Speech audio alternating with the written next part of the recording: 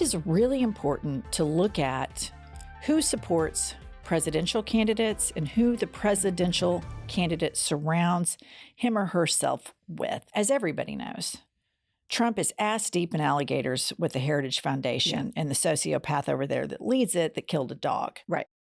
But it gets even worse. He likes this guy named Kenneth Copeland, who's been at the White House and prayed over him when he was president. This guy is a grifter extraordinaire beyond anything. I believe he's mentally ill. I believe he's a total con man.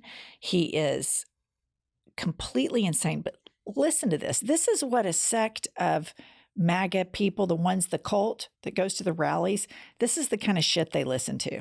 In school board elections, judges, sheriffs, mayors, city managers, college presidents, those that refuse to hold to your will and do it, remove them and put someone in there that will.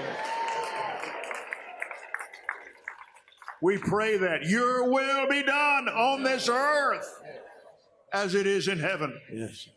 And we know it is not your will that little babies be killed in the womb.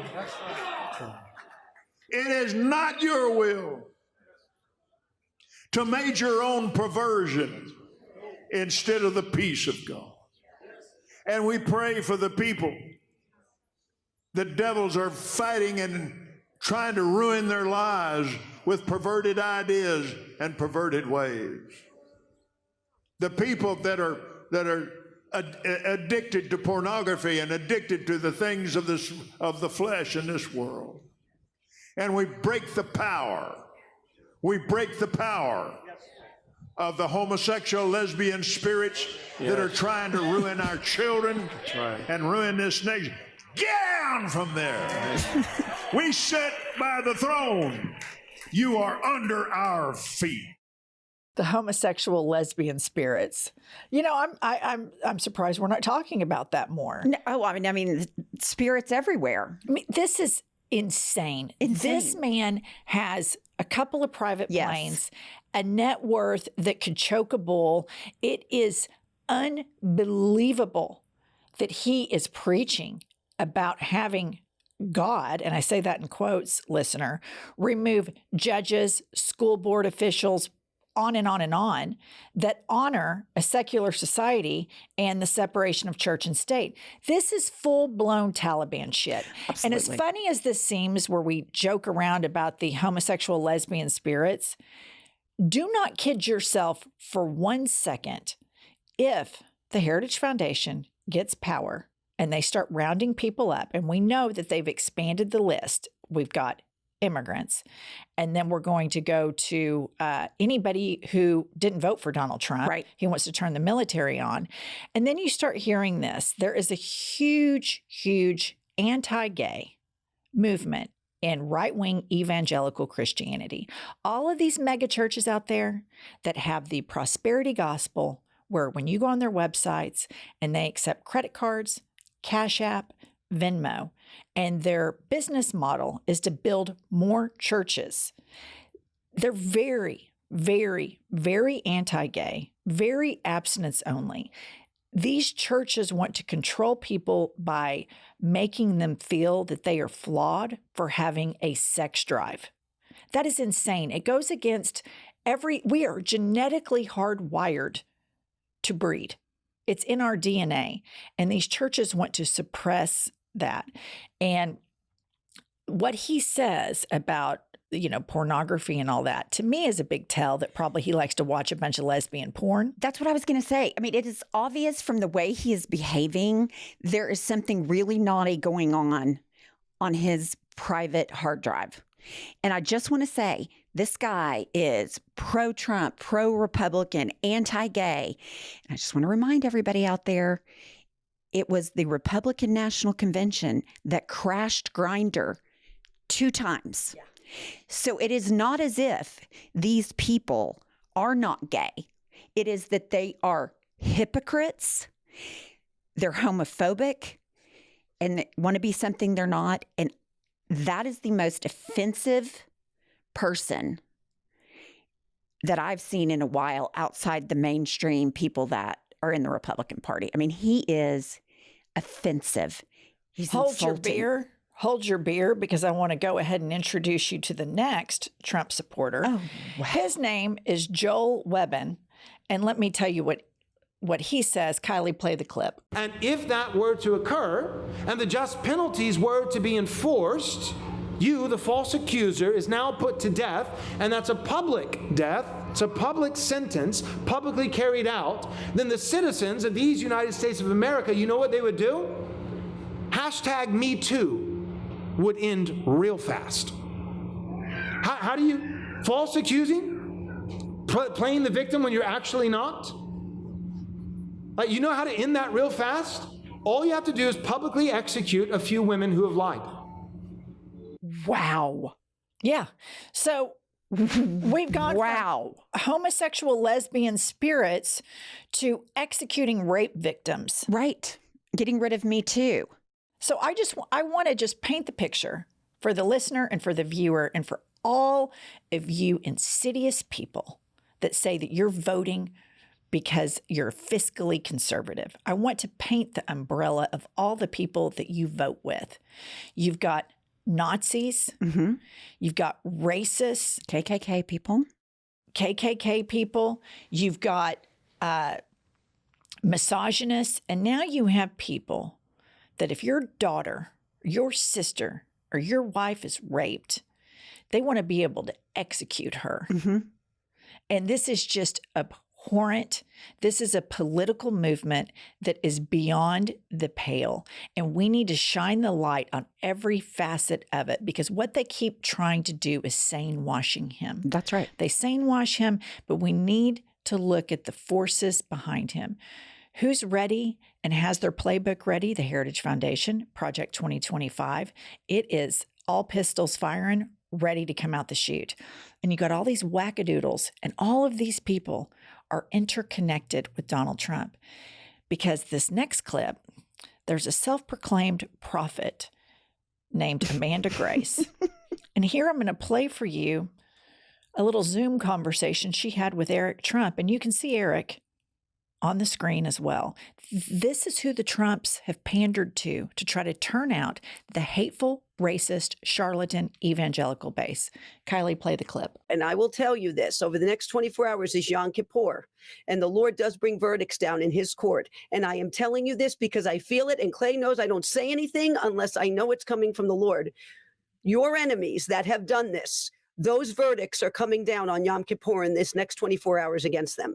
God is bringing those verdicts down. I am telling you this. This is happening over the next 24 hours of Yom Kippur. This is when these verdicts come down, and your enemies that have done this to you, these verdicts against them are going to come down on scrolls, and the Lord is going to send them into the United States of America. Spoiler alert, none of that ever happened. I'm shocked. She's a prophet. Here's the thing that the through line to all this. We cannot forget that Donald Trump is not a Christian. He's not religious. He doesn't go to church. They like him because he's dumb and useful and easy to manipulate, because they play the long game. And you look at what these people are saying, and over again, women who have abortions are going to be jailed. Women who are raped, we're going to execute them. It's all the same. Don't forget about the homosexual lesbian spirit. We got to get rid of those. It all comes down to white men, white supremacy, and the patriarchy. It is repulsive beyond measure. It is embarrassing. If you are a Christian, it is embarrassing that you support Donald Trump. You are actually saying everything I say I believe is a lie because I don't give a fuck, in my opinion. Well, I want to point out a couple of things. Number one, Eric Trump was on that call with that woman when she said that, the prophet. Right. That face planted, none of that ever happened. Right. The scrolls didn't come down from heaven. It never fucking happened. But imagine if Hunter Biden was on such a Zoom. Oh, can you imagine? Imagine if Malia or Sasha Obama were on such a Zoom. This is kind of buried down in the internet somewhere that I found. But furthermore, to your point about the Christian issue in America. I know that there are some private Christians that have their own personal faith that is important to them, and they're not interested in recruiting other people and amassing a huge wealth for some church. And that's none of my business. And I know people like this, and you rarely even know what their religious views are because they keep them private. The problem that Christianity has right now is that there is a huge, massive movement. You've got the Southern Baptists, you have all of these evangelicals, you have these mega churches, and they either are like Kenneth Copeland, where they say the crazy out loud, or it's more insidious, like Life Church here in Oklahoma City, where it is very anti-gay. It is very purity ring culture. It very much suppresses and shames people and tells them that they are born bad and need saving. This is emotional abuse. This is spiritual abuse. It is emotional blackmail. They're worth $500 million. The pastors fly around on private planes, and look at how the people in this state and the neighborhoods around those churches vote. When the attempted assassination happened on Trump, the pastor of Life Church, Greg Groeschel, posted about it on his Instagram.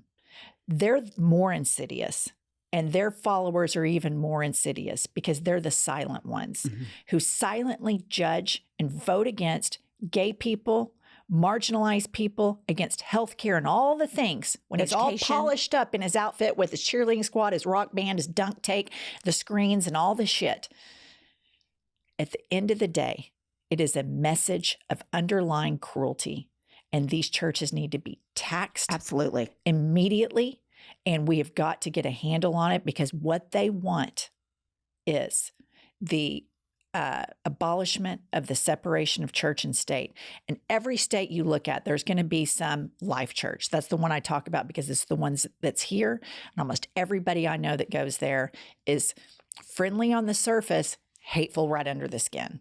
And I think we have to address it as a culture, and politicians shy away from wanting to address this issue, but it has to be addressed because they have consolidated power, they have infiltrated politicians, and they have political agendas that seek to marginalize people, and they seek to absolve the separation of church and state clause. There's nothing more disturbing than the thought of combining church and state. Screws up everything this country was founded on.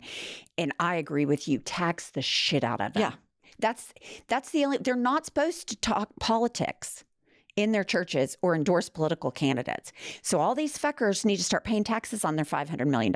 Furthermore, they're creating a sick group of right. people that then are going to go out and make poor choices because they're scared to death, and they've been spiritually shamed and emotionally blackmailed for all of their childhood. And there's a huge mental health crisis is already emerging from people that are deconstructing their faith, that were raised in these whacked out mega churches. And this is a voting group that has a lot of power. The National Prayer Breakfast, Project 2025, all of these people, you know who Craig Groeschel, who he hangs out with?